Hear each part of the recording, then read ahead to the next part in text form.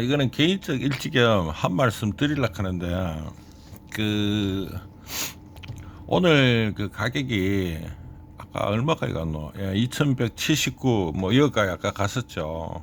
갔는데, 이때 이제 제가 어떻게 진행을 하나 하면, 사실은 이때 이미 결정을 내놨는 거라요. 그 언제고 하면, 작년에 이미 결정을 내놨는 거라요. 뭐, 2200에 대한 가격대와 그 한 2280 정도까지가 최저점일 거다라는 생각들을 하고 있었습니다. 이전 동영상 보면 제가 그런 말을 하죠.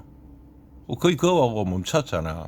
물론 지금 이 하락의 폭이나 이런 것들을 보면은 사실 아까 아침에는 긴가민가 싶었어요. 왜 그렇게 수급이 무너지기 때문에.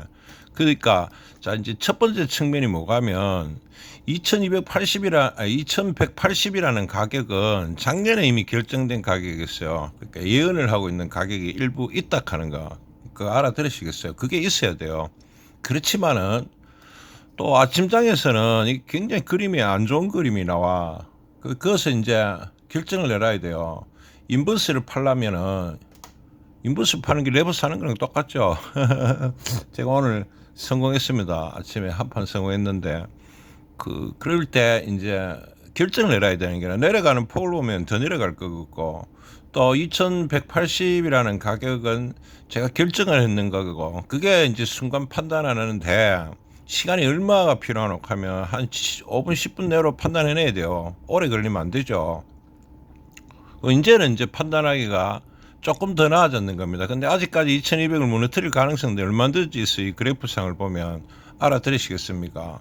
그래 아까 그 지점에서 지금까지의 어떤 전략들 그러니까요 뭐 아까 몇 프로 빠졌노? 한 2% 가까이 빠졌었잖아요. 그 코스피 곱하기는 4%가 진동했거든요 오늘. 그리 당연히 단타하지. 그리고 인버스 굉장히 많이 줄였습니다. 또 확 줄였죠. 그 알아들으시겠죠. 그래서 방금 같은 것들은 굉장히 당황스러운 거에 속하는데 이게 속도라는 겁니다. 그래서 이때 시나리오는 지금의 가능성 시나리오를 다 열어두고 있는 겁니다. 이때 만약에 무너져 내려가면 하면 그 시나리오에 대한 대비책들도 가지고 있어야 돼요. 그 전략들도 이미 가지고 있습니다. 그래서 그 이제 전략이라는 거를 그 굉장히 여러 가지 종류의 전략들을 가지고 있고 대비책을 세우고 있는 거죠. 그럴 때만이 살 수 있는 거라요. 혹은 팔 수 있는 겁니다. 그 대비책 없이 하게 되면 자꾸 끌려가죠. 오늘 거슬러 붙는 거거든 제가. 2182 안팎에서 그래 안 떨어질까요로 배팅을 했는 겁니다 순간. 그래 배팅할 때는 다양한 대비책들을 가지고 배팅을 할 수 있는 겁니다.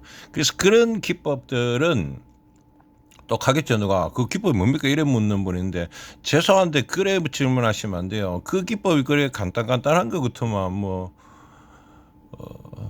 그냥 막 말로 다 설명하지. 그래서 배우셔야 되는 거라. 그래서 이제 제가 간혹 이제 대화를 나누다 보면 안타까운 상황이 이런 지점들이라요. 이런 것들은 그 좀 시간이 필요하고 시간 필요하다고 배워야 되는 거라고.